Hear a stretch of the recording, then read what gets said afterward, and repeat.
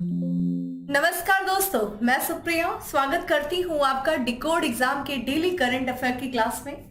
दोस्तों, आज हम करंट अफेयर की क्लास में डिस्कस करने जा रहे हैं 17 फरवरी से रिलेटेड करंट अफेयर को।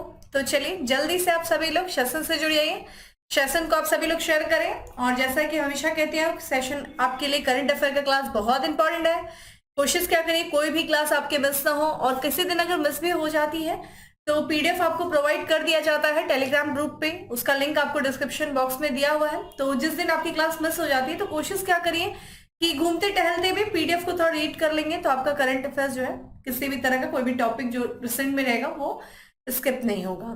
ठीक है, तो यही है कि डेली, मतलब मेरा कहने का तात्पर्य ये है कि अपडेट होते रहिए और डेली कोशिश करिए कि आपकी क्लासेस जो है रेगुलर फॉलो करें आप लोग। चलिए, सेशन से आप लोग सभी लोग जुड़ गए होंगे उम्मीद कर रही हूँ, और सेशन को शेयर कर दीजिए, लाइक करिए साथ में साथ। और जैसा कि आपको पता है, चैनल को सब्सक्राइब कर लीजिए, क्योंकि चैनल से रिलेटेड हर क्लास की वीडियो का प्रॉपर उससे नोटिफिकेशन आपको मिलेगा, और आपकी कोई भी क्लास, किसी भी तरह की कोई क्लास मिस नहीं होगी डिकोड एग्जाम में।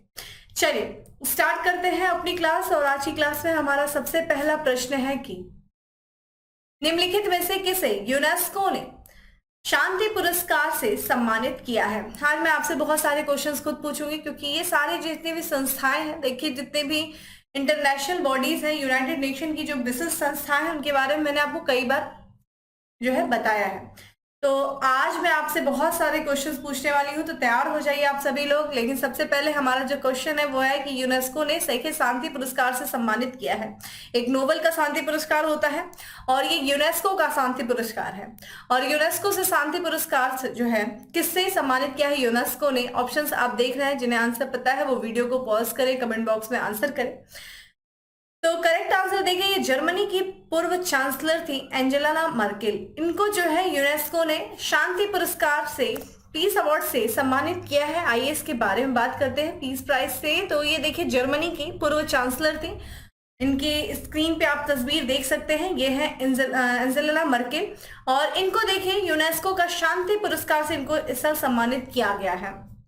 अगर देखिए बहुत सारे देशों से जो है शरणार्थी इनके जो है जर्मनी की तरफ जब गए थे, तो इन्होंने एक तरीके से बहुत सारे जो प्रवासी जो शरणार्थी थे उनका इन्होंने स्वागत किया था, बावजूद इसके कि इनके स्वयं के देश के लोगों ने और यूरोपीय मेंबर, चूंकि जर्मनी यूरोपियन यूनियन का मेंबर है, तो वहां के चूंकि कई कंट्रीज के दबाव आया कि नहीं आप ऐसा ना करें, बावजूद इसके इन्होंने 12 लाख से अधिक जो है प्रवासियों का स्वागत किया था। और उनके इसी फैसले के लिए यूनेस्को ने क्या किया, उन्हें जो है शांति पुरस्कार से सम्मानित किया है। ठीक है, ज्यूरी के अध्यक्ष और 2018 के जो नोबेल शांति पुरस्कार विजेता है, जिनका नाम है डेनिस मुक्वेगे, सहित सभी ज्यूरी सदस्य 2015 में देखिए जो सीरिया की स्थिति थी, इराक, अफगानिस्तान, इरिट्रिया, वहां पे जिस तरह की स्थिति बनी हुई थी, बहुत से लोग जो थे मजबूर हो गए थे अपने देश को छोड़ने के लिए, और वो कहाँ की तरफ, यूरोप की तरफ बढ़े।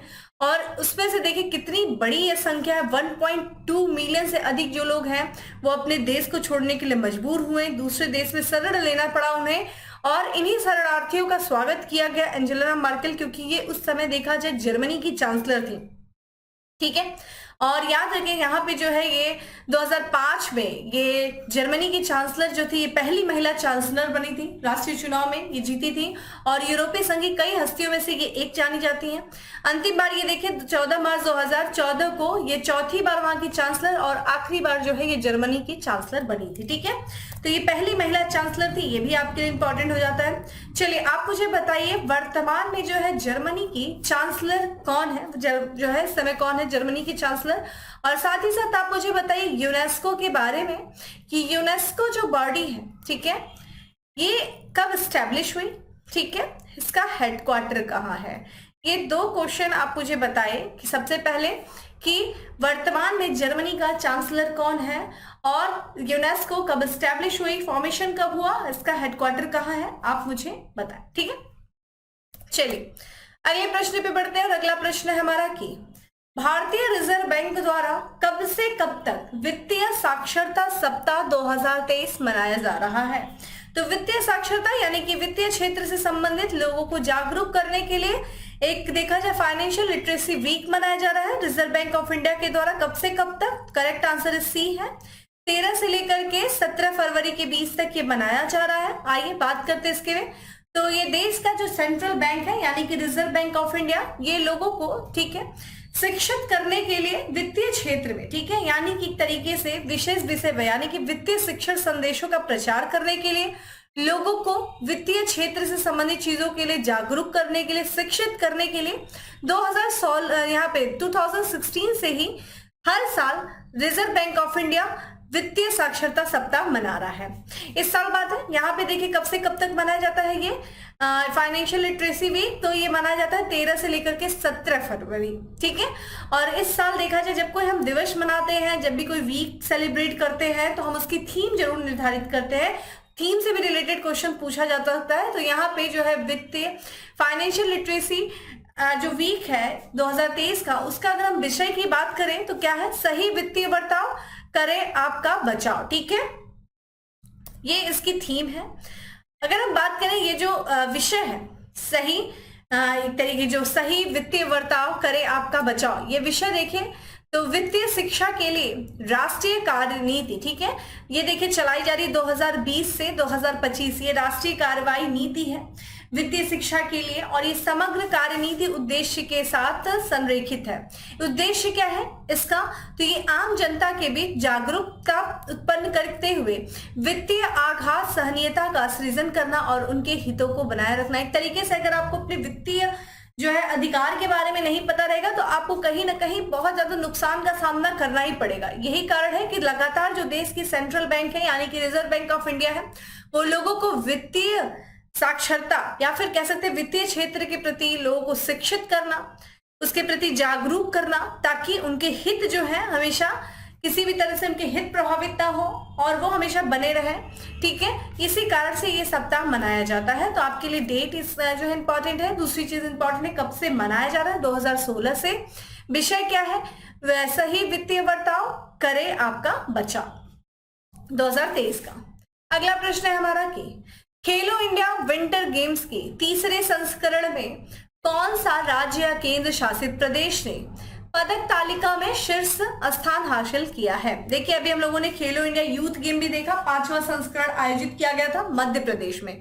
हम लोगों ने ये भी देखा कि उसकी भी जो है पदक तालिका जारी कर दी गई। कमेंट बॉक्स में बताइए कि खेलो इंडिया यूथ गेम के 5वें संस्करण में जो है शीर्ष स्थान पे कौन सा राज्य है। और आज हम बात कर रहे हैं खेलो इंडिया विंटर गेम का भी आयोजन किया गया है। साल तीसरा संस्करण था और इसका भी जो है फाइनल हो चुका है, समापन हो चुका है, लिस्ट जारी हो गई है कि कौन सा जो है राज्य या केंद्र शासित प्रदेश जो है टॉप पर है। Correct answer Jammu Kashmir. जम्मू कश्मीर ने ही जो है इसका आयोजन किया गया था और जम्मू कश्मीर ही जो है शीर्ष पे रहा है।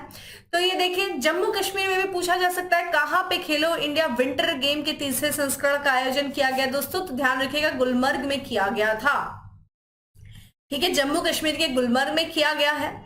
और ये जो है खेलो इंडिया विंटर गेम है, तीसरा संस्करण है, ये इंपॉर्टेंट है 2023 का। और इसमें जो है समापन इस गेम का हो चुका है और जम्मू कश्मीर जो कि मेजबान राज्य है, इसने जो है ये 26 इससे स्वर्ण पदक जीते, गोल्ड मेडल, 25 इससे सिल्वर मेडल और 25 इससे ब्रॉन्ज मेडल। और इतने पदक के साथ जो है ये लिस्ट में टॉप पर रहा है, शीर्ष स्थान पे रहा है। सेकंड प्लेस की बात करें दोस्तों तो महाराष्ट्र जो है वो दूसरे स्थान पे था। कितने 13 इसने स्वर्ण पदक जीते थे, 8 रजत है और 6 कांस्य है, ठीक है। तो ये टोटल 27 पदक इसने जीते हैं और इसके साथ ये दूसरे स्थान पे रहा है। वही तीसरे स्थान की बात करें दोस्तों तो हिमाचल प्रदेश जो है वो तीसरे स्थान पे रहा है।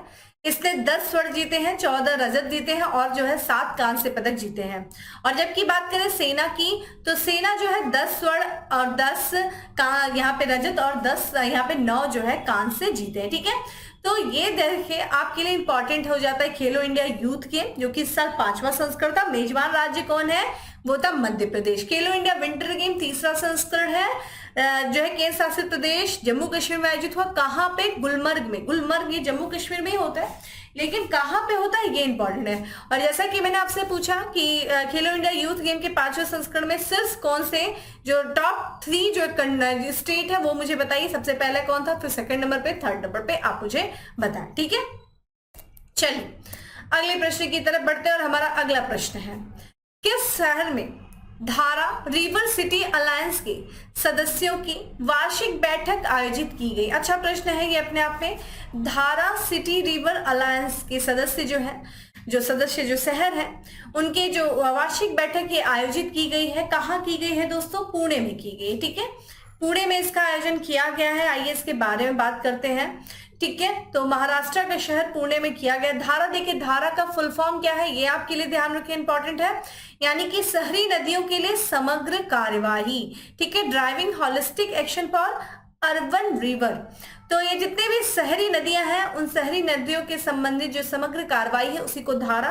और धारा रिवर सिटीज अलायंस के जो सदस्य हैं उनकी वैश्विक बैठक जो आयोजित की गई है वो किया गया है पुणे में किया गया है। 13 से लेकर के 14 फरवरी के बीच में आयोजित किया गया। किसके द्वारा किया गया दोस्तों? तो ये ध्यान रखिएगा, राष्ट्रीय स्वच्छ गंगा मिशन के द्वारा किया गया है, राष्ट्रीय शहरी कार्य संस्था के सहयोग से। ये इंपॉर्टेंट है कि धारा शहरी नदियों के लिए ध्यान रखिएगा, धारा रिवर सिटीज अलायंस का जो बैठक हुई है, वार्षिक बैठक पुणे में हुई है, राष्ट्रीय स्वच्छ गंगा मिशन के द्वारा आयोजित किया गया है। किसके सहयोग से? राष्ट्रीय शहरी कार्य संस्था।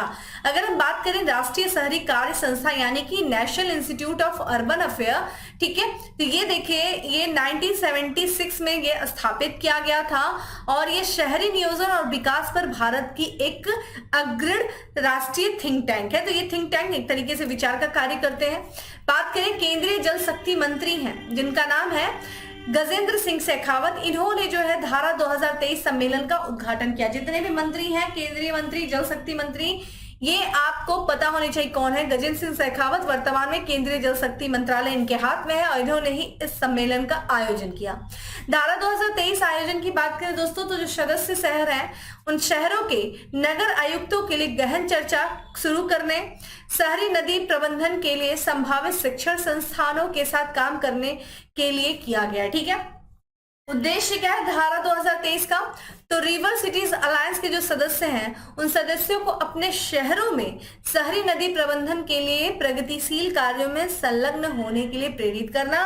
तो जो कुछ भी जो उनके क्षेत्र में जो नदियां हैं उन नदियों के प्रबंधन कार्य को क्या करें? प्रगतिशील करें, नदियों का प्रबंधन जो है सुचारू रूप से करें। इसके लिए उन जो शहरी जो यहाँ पे जो ध्यान रखेगा जो क्षेत्र हैं उनके जो प्रमुख हैं उनको क्या करना? एक तरीके से प्रेरित करना, यानी कि जो सदस्य हैं रिवर सिटीज अलायंस के जो सदस्य हैं उनको प्रेरित करना कि उनके क्षेत्र में जो नदियां आ रही हैं उनका किस तरीके से प्रबंधन किया जाए, उनको किस तरीके से जो है उन कार्यों का जो उनसे प्रबंधन से संबंधित जो कार्य है उसको किस तरीके से प्रगतिशील कराया जाए, इसके प्रति लोगों को प्रेरित करना है।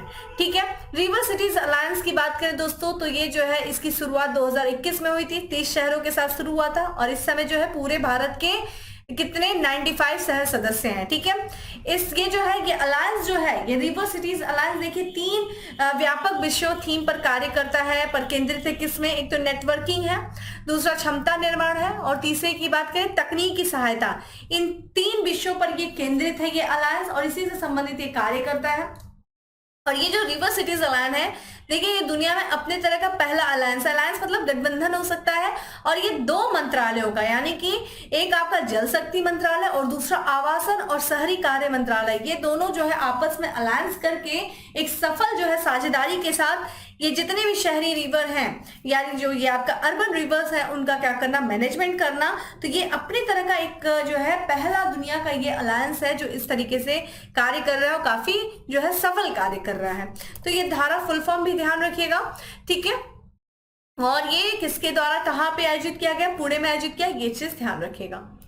चलिए अगले प्रश्न की तरफ बढ़ते हैं और हमारा अगला प्रश्न है कि भारत की पहली फ्रोजन लेक मैराथन कहाँ आयोजित की जाएगी? देखिए ये पहली फ्रोजन लेक यानी कि पूरी फ्रीज हुई लेक है, पूरी बर्फ की तरह जमी हुई ये लेक है और इसमें मैराथन होगा, दौड़ होगा और ये भारत की पहली फ्रोजन लेक मैराथन है जो कि कहाँ आयोजित किया जाएगा दोस्तों? केंद्र शासित प्रदेश लद्दाख में, वहां के पेंगोंग लेक में इसका आयोजन किया जाएगा। पेंगोंग लेक आप लोगों ने 3 इडियट मूवी देखी होगी तो उसमें आपको ये लेक बड़े अच्छे से दिखाई गई है। और यहाँ पे ये जो पेंगोंग लेक है जो कि कितने फीट ऊंचाई पर है? 13,862 फीट ऊंचाई पर ये स्थित लेक है, ये लद्दाख में ये लेक है, ये झील है। और इसी में जो कि भारत की पहली फ्रोजन लेक मैराथन आयोजित किया जाएगा 20 फरवरी को। ठीक है, 20 फरवरी को इसका आयोजन किया जाएगा। ये पूरा जो आयोजन हो रहा है इसको इस पूरे आयोजन के लिए उचित कार्य योजना बनाने के लिए या फिर लागू करने के लिए जो है, लागू करने के वास्ते देखा जाए किसको किसको शामिल किया गया है, सेना को और साथ ही साथ आईटीबीपी यानी कि भारत तिब्बत सीमा पुलिस, इन लोगों के सहयोग से इस मैराथन का आयोजन किया जाएगा।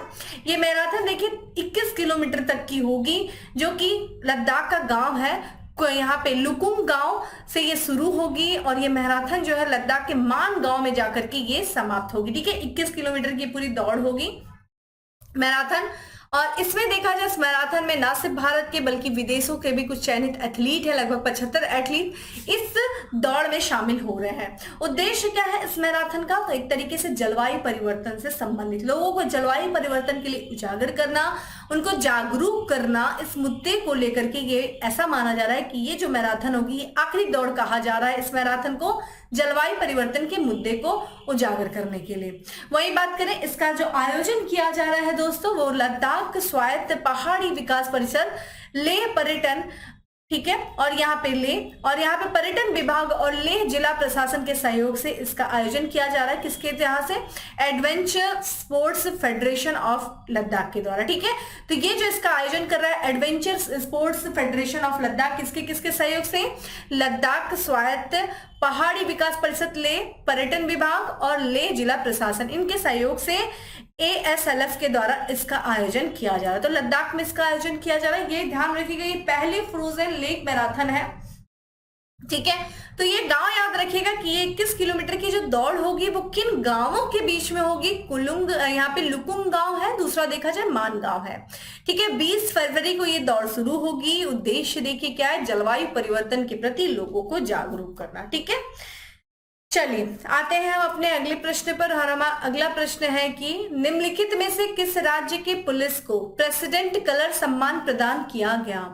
तो प्रेसिडेंट कलर सम्मान एक सम्मान है बहुत ही बड़ा, और यहाँ पे जो प्रदान किया गया है वो किया गया हरियाणा पुलिस को। ठीक है, आइए इसके बारे में बात करते हैं। तो देखिए ये जो प्रेसिडेंट कलर दिया गया है ये केंद्रीय गृह मंत्री जी के द्वारा दिया गया, यानी कि अमित शाह, और इन्होंने हरियाणा के जो करनाल में हरियाणा पुलिस को प्रेसिडेंट कलर प्रदान किया है। ठीक है, ध्यान रखिएगा यहाँ पे हरियाणा पुलिस को प्रेसिडेंट कलर मिलना यहाँ पे प्रोफेशनलिज्म और उच्च मानकों का ये प्रमाण। देखिए हरियाणा पुलिस की जो स्थापना हुई थी 1 नवंबर 1966 को हुई थी। ठीक है, और तब से लेकर के जो है अपनी स्थापना से लेकर के आज तक जो है हरियाणा पुलिस हमेशा से एक मिसाल कायम की, जिस तरीके से तत्परता के साथ इसने कार्य किया उसको लेकर के ये सम्मानित किया गया है उन्हें प्रेसिडेंट कलर से। ठीक है, प्रेसिडेंट कलर की बात किया जाए दोस्तों तो एक तरीके से ये जो संगठन होते हैं, जो संस्थाएं होती है, दोनों के लिए बढ़ती विश्वसनीयता का ये परिचायक है।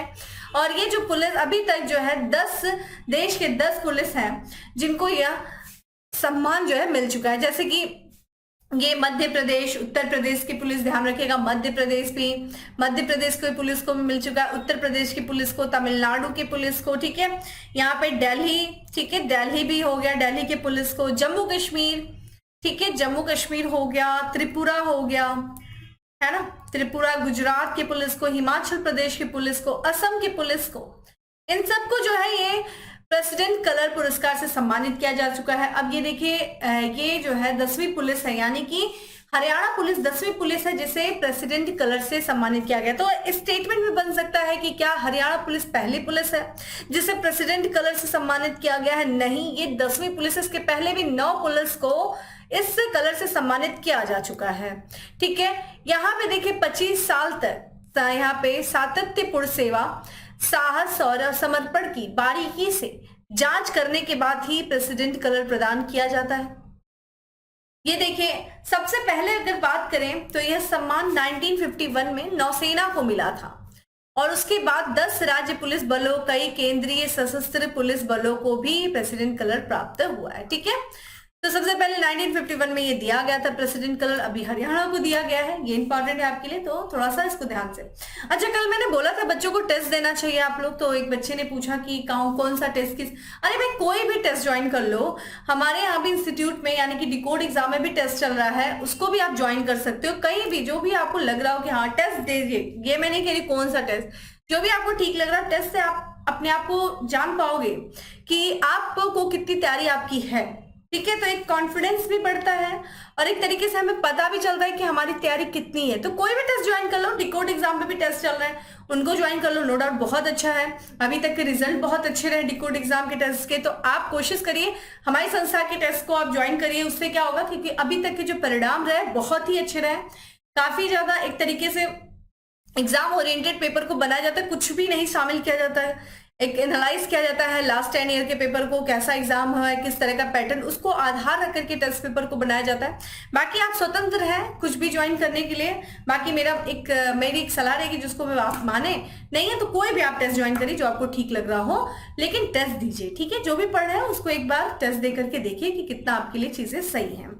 चलिए हम बात करते हैं अपने अगले प्रश्न की, और हमारा अगला प्रश्न है कि राष्ट्रपति द्रौपदी मुर्मू द्वारा कहां पर दूसरी भारतीय चावल कांग्रेस का उद्घाटन किया गया। तो दूसरी भारतीय चावल कांग्रेस का उद्घाटन किया गया राष्ट्रपति जी के द्वारा, कहां, कटक उड़ीसा। ठीक है, तो ध्यान रखिएगा उड़ीसा में जो है आयोजन किया गया है, और यहाँ पे जो है वहां पे राष्ट्रीय चावल अनुसंधान संस्था है कटक, ध्यान रखिएगा कहाँ पे, राष्ट्रीय चावल अनुसंधान संस्था कटक, वहां पे आयोजित किया गया है दूसरी भारतीय चावल कांग्रेस, उसका उद्घाटन था। उद्घाटन समारोह में जो राष्ट्रपति श्री द्रौपदी मुर्मू वो उपस्थित थी, उन्होंने इस उद्घाटन समारोह में जो है भाग भी लिया, संबोधित भी किया। ठीक है, अगर हम बात करें दूसरे भारतीय चावल कांग्रेस का, तो 2023 का विषय क्या है, ट्रांसफॉर्मिंग राइस रिसर्च। ठीक है, संबोधन के दौरान यहाँ पे राष्ट्रपति जी ने बहुत सारी महत्वपूर्ण बातें किया। सबसे पहले उन्होंने बोला, एक चीज रेखांकित किया, बायो फोर्टिफाइड चावल के महत्व को उन्होंने रेखांकित किया, क्योंकि ध्यान रखिएगा बायो फोर्टिफाइड चावल वो होता है कि मतलब एक तरीके से उसमें क्या करना, ज्यादा से ज्यादा अच्छे मिनरल्स की मात्रा को बढ़ा देना। ठीक है, और यहाँ पे जेनेटिक इंजीनियरिंग के द्वारा, और यहाँ पे आप देख सकते हैं जो चावल है एक तरीके से बड़ी संख्या में गरीब लोगों के लिए पोषण का एकमात्र स्रोत है, इसलिए वो ज्यादा से ज्यादा क्या होना चाहिए, पोषण युक्त रहना चाहिए। तो इसको इन्होंने बोला कि हमारे वैज्ञानिकों को जो है क्या करना चाहिए, बायो फोर्टिफाइड चावल का ज्यादा से ज्यादा उत्पादन करने का प्रयास करना चाहिए, ऐसे चावल बनाने चाहिए जो कम दाम में भी ज्यादा से ज्यादा उसमें क्या हो, एक तरीके से पोषण युक्त वो चावल हो, क्योंकि एक तरीके से वो हर किसी की पहुंच में होता है, ऐसा नहीं कि वो बहुत ज्यादा एक्सपेंसिव होता है जो हर कोई खरीद नहीं सकता। गरीब व्यक्ति भी ऐसे बायो फोर्टिफाइड चावल को अगर खरीदेगा तो उसके शरीर में पोषक तत्वों का क्या होगा, एक तरीके से सारी चीज उसको पोषक तत्व मिल पाएंगे इसके माध्यम से।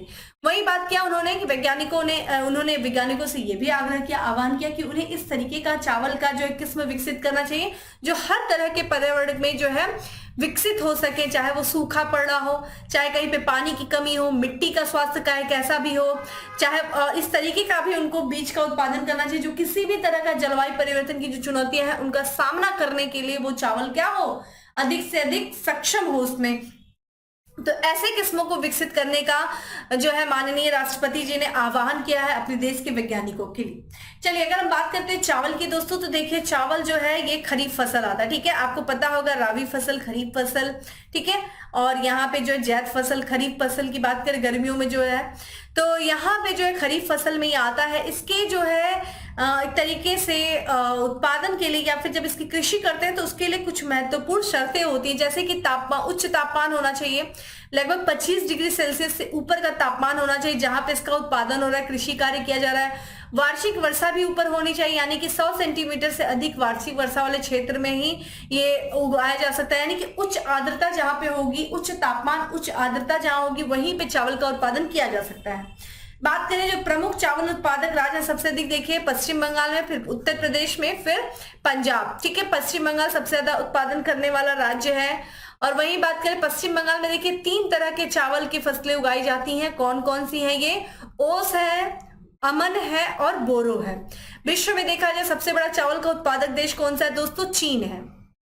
ठीक है, और यहाँ पे देखिए खाद्य संकट की भी स्थिति उत्पन्न है। हम लोगों ने भी पढ़ा था कि चीन में जो है जो चावल की भूसी है उसको भी क्या किया गया है, भोजन के रूप में शामिल करने का जो प्रस्ताव रखा गया है। हम लोगों ने भी कुछ दिन बाद पहले बात किया था ना कि भूसी जो होती है उसको भी भोजन के रूप में इस्तेमाल करने वाला जो देश कौन सा, चीन। तो यहाँ पे चीन देखिए सबसे बड़ा उत्पादक देश है चावल का। दूसरे नंबर पे बात करें तो अपना देश यानी कि भारत है। ठीक है, भारत है। चलिए आप मुझे बताएं, जो हम लोगों ने चावल की बात किया, चलिए आप मुझे बताएं गेहूं का सबसे बड़ा उत्पादक देश कौन, उत्पादक राज्य कौन सा, और देश भी बताएं, और साथ ही साथ मुझे बताएं कि कुल खाद्यान्न उत्पादन में सबसे जो है प्रथम स्थान पे कौन सा राज्य आता है। आप मुझे ये कमेंट बॉक्स में आंसर करिए। ये सारे जितने भी है ना, सारी चीजें देख लीजिए भाई, दाल के उत्पादन में, सोयाबीन के उत्पादन में, मूंग मूंगफली, जितने भी ये फल जो है सब्जियां हैं, ये देख लीजिए, यहां से क्वेश्चंस जरूर आते हैं। ठीक है, चलिए आगे बढ़ते हैं और अपने अगले प्रश्न की तरफ चलते हैं। और हमारा नेक्स्ट क्वेश्चन है कि निम्नलिखित में से किस शहर का नगर निगम भारत का पहला अपशिष्ट से हाइड्रोजन संयंत्र स्थापित करेगा। तो जो अपशिष्ट होते हैं, जो घर से जो निकलते हैं कूड़े कचरे, उनसे हाइड्रोजन संयंत्र स्थापित करने वाला जो है पहला नगर निगम कौन सा होगा दोस्तों, कौन स्थापित करेगा? तो पुणे नगर निगम। देखिए आज हम लोगों ने दोबारा पुणे के बारे में पढ़ा है। आइए बात करते हैं। तो ये देश का जो पहला एक अपशिष्ट से हाइड्रोजन ऊर्जा संयंत्र, यानी कि जो ठोस अपशिष्ट होते हैं उससे ऊर्जा निकालने का संयंत्र प्लांट स्थापित किया जा रहा है दोस्तों। ये पुणे में स्थापित किया जा रहा है। ठीक है, इस प्लांट की स्थापना देखिए किसके द्वारा की जा रही है, द ग्रीन बिलियन लिमिटेड के द्वारा किया जा रहा है। और इसकी स्थापना के लिए, इस प्लांट की स्थापना के लिए इस कंपनी ने जो पुणे नगर निगम है उसके साथ 30 वर्ष का क्या किया है, समझौता किया है। ठीक है, इसकी बात करें इसकी क्षमता की, जब ये पूरी तरीके से संचालित होने लगेगा ये प्लांट, तो ये क्या करेगा, अगले साल तक मतलब प्रतिदिन 350 टन ठोस कचरे का उपचार कर सकेगा। ठीक है, कचरे में देखिए जो भी बायोडिग्रेडेबल होंगे, जो नॉन बायोडिग्रेडेबल होंगे, या फिर जो घरेलू खतरनाक कचरे, सबको शामिल किया जाएगा। ऑप्टिकल, और इसमें क्या किया जाएगा, जो ऑप्टिकल सेंसर तकनीक है उसका प्रयोग करके जो पुणे में ये कंपनी के द्वारा इस केंद्र में अलग किया जाएगा। ठीक है, तो इसका जो केंद्र स्थापित किया जा रहा है, यहाँ पे एक तकनीक इस्तेमाल की जाएगी, ऑप्टिकल सेंसर तकनीकी। और इसी ऑप्टिकल तकनीकी से क्या किया जाएगा, जितने भी जो है कचरे में बायोडिग्रेडेबल, नॉन बायोडिग्रेडेबल और घरेलू खतरनाक कचरा, उससे क्या किया, उनका उपयोग करके यह जो है हाइड्रोजन को जो है निकाला जाएगा। कचरे से जो प्राप्त ईंधन होगा उसका प्रयोग करके कि उसका जो है जो ईंधन है, ईंधन का उपयोग प्लाज्मा गैसीकरण प्रौद्योगिकी का उपयोग करके हाइड्रोजन उत्पन्न करने के लिए किया जाएगा। ठीक है, तो ये ध्यान रखिएगा इस प्रौद्योगिकी में। तो ये चीज इंपॉर्टेंट है आपके लिए कि देश का पहला जो ठोस अपशिष्ट हाइड्रोजन संयंत्र पुणे में स्थापित किया जा रहा है। ठीक है, किस कंपनी के द्वारा, द ग्रीन बिलियन लिमिटेड के द्वारा। चलिए आते हैं हम अपने अगले प्रश्न पे, और हमारा अगला प्रश्न है, निम्नलिखित में से किस देश के राष्ट्रपति ने IIT इंदौर के छात्रों को ग्लोबल बेस्ट MGOV अवार्ड प्रदान किया है। तो ये जो पुरस्कार दिया गया है, IIT इंदौर के 2 छात्र थे, और ये कौन सा ग्लोबल बेस्ट MGOV अवार्ड, ये दिया गया है मिस्र के राष्ट्रपति जी के द्वारा। ठीक है,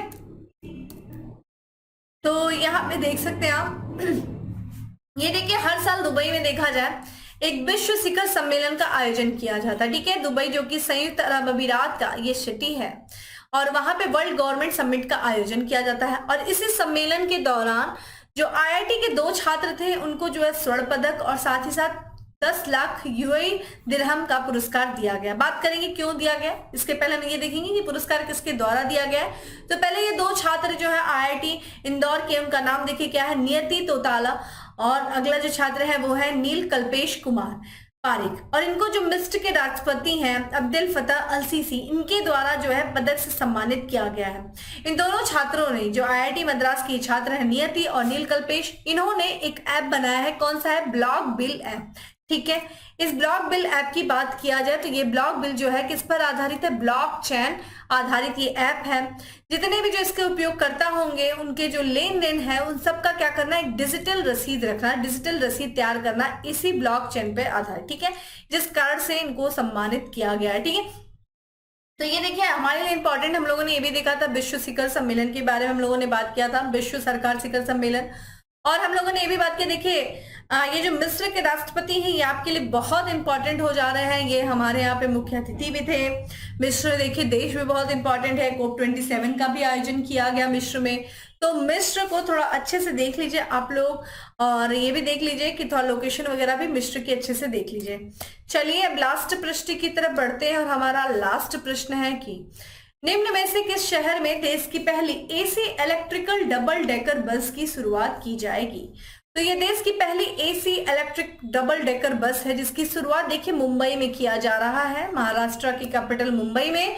और ये देश की पहली इलेक्ट्रिक, ध्यान रखिएगा, एसी डबल डेकर बस है। आप इसका फोटो देख सकते हैं। तो ये पहली डबल डेकर बस है और इसका जो है उद्घाटन किया गया है Brihan Mumbai electric supply and transport undertaking BEST द्वारा जो है भारत की पहली इलेक्ट्रिक एसी यानी कि इलेक्ट्रिक वातानुकूलित डबल डेकर का उद्घाटन किया गया है। ये जो बस है ये देखिए कुर्ला बस डिपो और बांद्रा कुर्ला कॉम्प्लेक्स के बीच में चलेगी, ठीक है। यहाँ पे अगर हम बात करें स्विच मोबिलिटी के द्वारा इसको बनाया गया था, इस डबल डेकर ई बस को। और इसकी 1 अगस्त, ध्यान रखिएगा, बस को 1 अगस्त 2022 में केंद्रीय मंत्री नितिन गडकरी द्वारा लॉन्च किया गया था, ठीक है। तो ये आपके जो डबल डेकर है, इंडिया की पहली डबल डेकर इलेक्ट्रिक बस है जिसको कहाँ पे चलाया जा रहा है, मुंबई में चलाया जाएगा, ठीक है। तो ये चीज ध्यान रखिएगा। तो ये था हमारा 10 MCQ। अब बात करेंगे दोस्तों फैक्ट्स ऑफ द डे की। आइए सबसे पहले फैक्ट्स पे चलते हैं। हमारा आज का पहला फैक्ट्स है कि मारुति सुजुकी इंडिया के MD हिमांशी, माफ करिएगा, हिसाशी टेकुची द्वारा ATMA life time achievement award प्रदान किया गया है। किसको? KM मामेन को किया गया है, ठीक है। वही बात करें UPI पर रुपे क्रेडिट कार्ड को सपोर्ट करने वाला पहला फिनटेक ऐप बन गया है। कौन?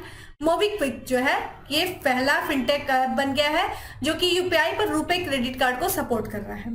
कपड़ा राज्य मंत्री दर्शन जरदोश ने 68 में भारत अंतरराष्ट्रीय परिधान मेले का उद्घाटन किया। कहाँ? उत्तर प्रदेश में। ये इंपॉर्टेंट है, तो ध्यान रखिएगा। 68वां भारत अंतरराष्ट्रीय परिधान मेले का जो आयोजन किया जा रहा है ये उत्तर प्रदेश में, जिसका उद्घाटन किया गया कपड़ा राज्य मंत्री दर्शन जरदोश के द्वारा। वही बात करें the Indian institute of chartered accountants of India ने हाल ही में अपना नया अध्यक्ष नियुक्त किया है। कौन? यहाँ पे ध्यान रखिएगा, अनिकेत है ये, ठीक है, अकेत नहीं है, अनिकेत सुनील तलाटी।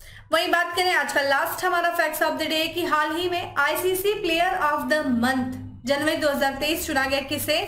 शुभम गिल को चुना गया, ठीक है।